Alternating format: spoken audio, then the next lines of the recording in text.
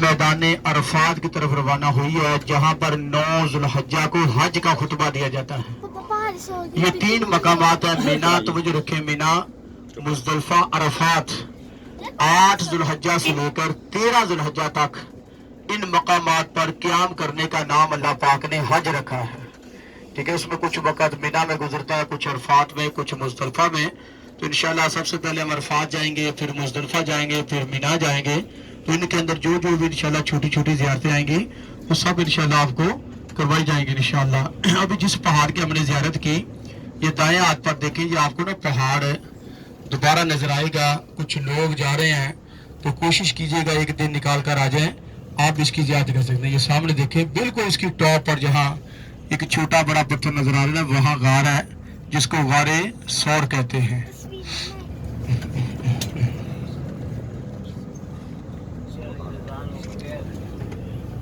یہ تصویر کا ہاں وہ سامنے وہ جو اوپر ایک ہی پہاڑ نظر آتا ہے، پتھر ہے وہ، ایسا کوئی پہاڑ ہے ہی نہیں۔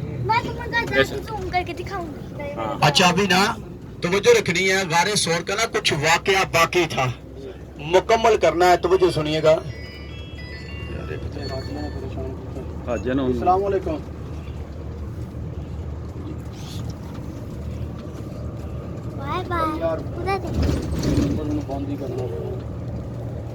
اچھا توجہ رکھے میری طرف۔ جب نبی پاک صلی اللہ علیہ وسلم کفار مکہ کے درمیان میں سے گزر آئے، کسی کو بھی نظر نہ آئے، اب اس کے بعد نا کفار مکہ آقا علیہ السلام کے گھر میں داخل ہوئے، تو آپ کے بستر پر جب انہوں نے حضرت علی رضی اللہ تعالیٰ کو لیٹے ہوئے پایا، اسے کچھ پوچھ گچھ کر کے چلے گئے، انہیں پتہ چل گیا کہ حضرت محمد صلی اللہ علیہ وسلم تو یہاں سے نکل چکے ہیں۔ اب انہوں نے مکہ کے اندر ایک اعلان کر دیا کہ جو بھی حضرت محمد صلی اللہ علیہ وسلم کو پکڑ کر ہمارے حوالے کرے گا، 100 اونٹ اسے انعام دیا جائے گا۔ اب توجہ رکھیے گا، جب انعام کا اعلان ہوا تو بہت سے کفار جو تھے نا انعام کے لالچ میں نبی پاک علیہ السلام کی تلاش کو مکہ کے چاروں طرف نکل پڑے۔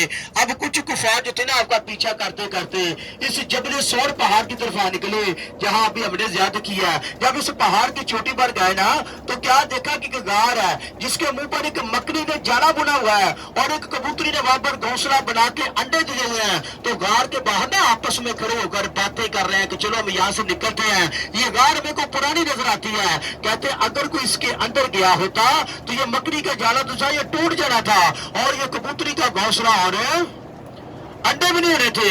اصل میں کبوتری کا گھونسلہ اور جالا کیا تھا؟ اصل میں تو وہ خدائی پیرا تھا نا وہ تو۔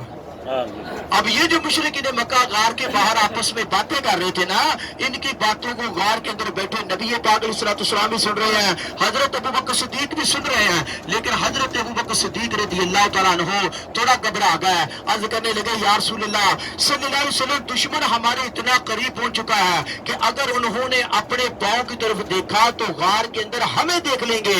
تو اللہ تبارک و تعالیٰ اسی وقت پارہ 10واں سورہ توبہ کی آیت نمبر 40 جبل ثور میں نازل ہوئی، آکر سے فرمانے لگے کہ لا تحزن ان اللہ معنا، کہ ابو بکر گھبراؤ مت، اللہ ہمارے ساتھ ہے۔ یہ پوری آیت کریمہ تھی کہ ثانی اثنین اذ ہما فی الغار اذ یقول لصاحبہ لا تحزن ان اللہ معنا۔ اب حضرت ابوبکر صدیق کا خوف دور ہو گیا۔ اب جب 3 راتیں گزر گئی نا تو نبی پاک علیہ السلام اس غار سے جب باہر تشریف لے کر آئے نا، اب آقا علیہ السلام نے مکہ سے مدینہ کی طرف ہجرت کا سفر شروع کر دیا۔ تو راستے میں 1-2 واقعات پیش آئے۔ ایک واقعہ یہ پیش آیا کہ ایک مکہ کا بڑا شاہ سوار ہے، گھوڑ سوار ہے، جس کا نام ہے سراقہ بن مالک۔ کیا نام ہے جی؟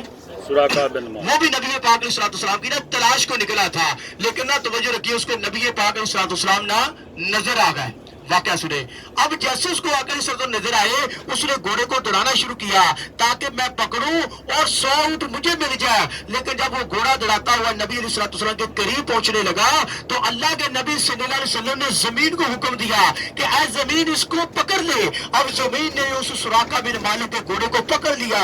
اب اس کا گھوڑا نہ آگے جا سکا نہ پیچھے، بلکہ زمین نے اپنے اندر کھینچنا شروع کر دیا۔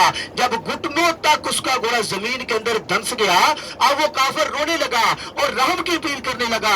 تو ہمارے پیارے نبی صلی اللہ علیہ وسلم رحمت للعالمین ہے، मेरे आका को कोई पकड़ने आए आप उसके लिए भी रहमत बन जाते हैं। अब नबी अलैहिस्सलाम ने तो उसके ऊपर रहम आ गया, आपने दोबारा जमीन को हुक्म दिया क्या जमीन इसको छोड़ दे। अब जब जमीन उस सुराका बिन मालिक के घोड़े को छोड़ दिया, अब उसका घोड़ा दोबारा जमीन के ऊपर आ गया। अब वो काफिर जान गया ये कोई आम हस्ती नहीं। अर्ज करने लगा कि मुझे अमान दे दे। तो अरबों के अंदर एक रवाज था कि जिसको अमान दी जाती उसे कुछ नहीं कहा जाता था।